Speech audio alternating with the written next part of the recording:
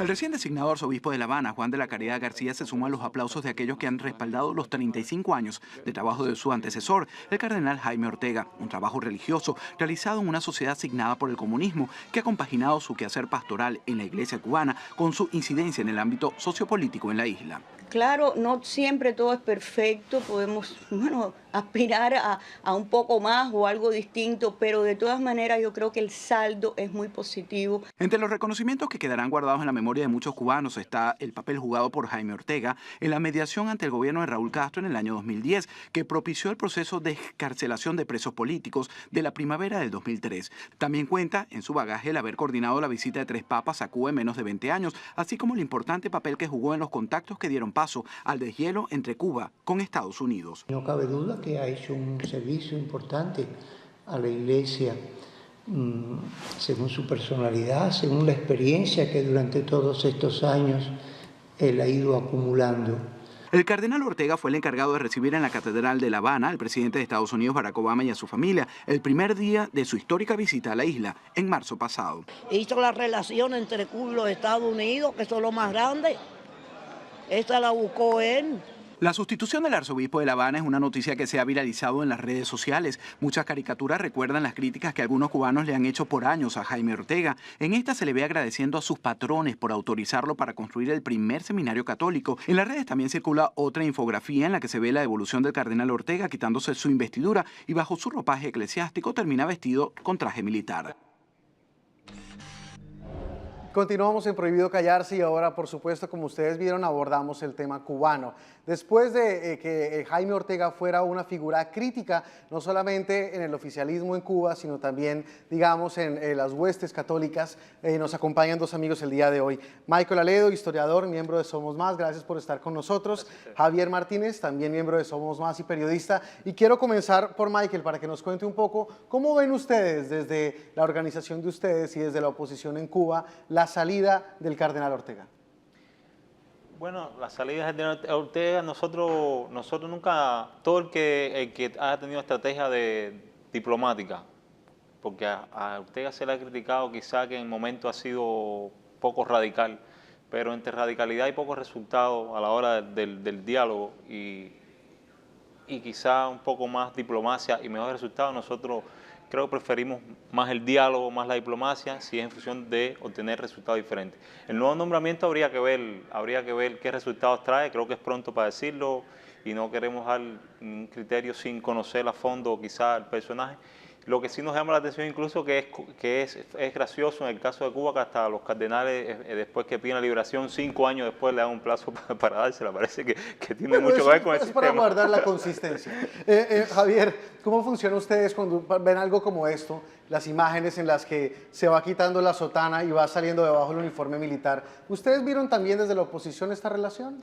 Sí, mira, hay que partir desde un punto de vista de que más allá de lo que la oposición o que el propio pueblo cubano opine, con este tipo de críticas, el cardenal Jaime Ortega propició algo que desde el punto de vista político le convenía al gobierno cubano, pero también le convenía a la Iglesia. La Iglesia propició un acercamiento entre el gobierno cubano y el gobierno norteamericano que más allá de cualquier crítica que se pueda establecer sobre la figura del cardenal Jaime Ortega, en la historia lo tomará como la persona que propició este tipo de cambio. Y obviamente la Iglesia Católica en Cuba se ha visto fortalecida con este tipo de acercamiento, porque más allá de que si está o no el cardenal Jaime Ortega a favor del gobierno cubano, lo cierto es que miles de feligreses se han podido acercar desde el punto de vista religioso, voy a decir, a la Iglesia Católica. Y al mismo tiempo, pues propicia entonces la Iglesia Católica un discurso quizás un poco más de apertura hacia la democracia en Cuba. Por ejemplo, este cambio puede dar al traste con ciertas medidas que la Iglesia Católica no se ha atrevido a tomar, por ejemplo, ciertas actitudes, cierto discurso, y este nuevo cardenal podría realizarlo. Sí, pero ahora que mencionan también el tema del restablecimiento de las relaciones, casualmente ayer tuvimos el caso de la deportación de una decena de cubanos de acá de Miami que vinieron del Mariel. ¿Ustedes cómo ven esto? ¿Hay posibilidad de que a raíz del restablecimiento se vayan a aumentar esas deportaciones de los cubanos que sabemos que están en esta lista?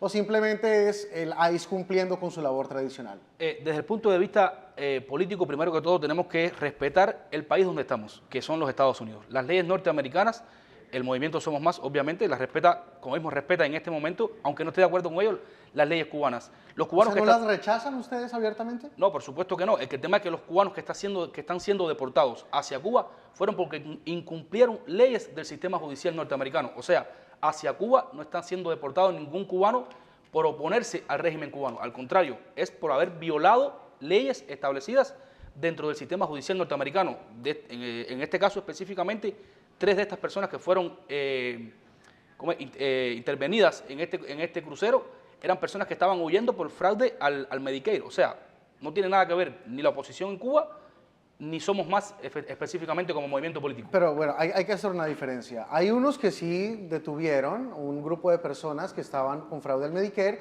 y que por supuesto fueron judicializadas y demás, y unos 4 de ese grupo también huyeron a Cuba y ahora tienen cargos de Medicare. Pero hay personas que llegaron con el Mariel, en la época del Mariel, sobre los que estaba encima de sus cabezas una orden de deportación. Personas que llegaron acá hace muchos años, hace décadas.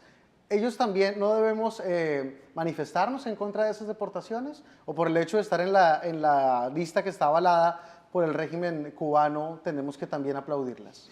Yo creo que es pronto para nosotros hacer desde el movimiento una posición oficial en contra o a favor de esto. Creo que es un hecho que hay que seguir de cerca. Es algo que recién se destapa hoy.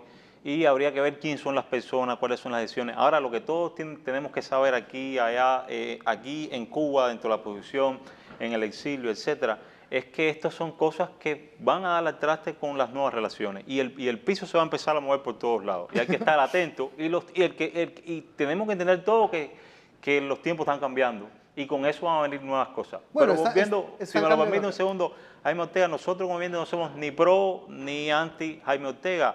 Martí decía que el sol tiene muchas manchas, los desagradecidos solo hablarán de las manchas y los agradecidos las luz. Una cosa sí tiene tanto, que en eso tiene participación Jaime Ortega, el Papa y los distintos factores que propiciaron las nuevas relaciones.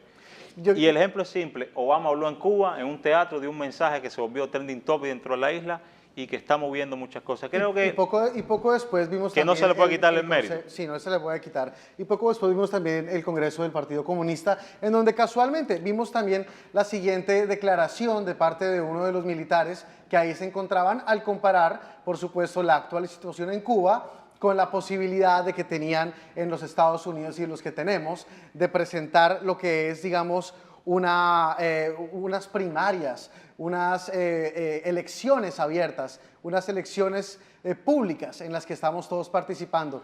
Básicamente, esta persona se refirió a lo siguiente, esto es lo que pasó.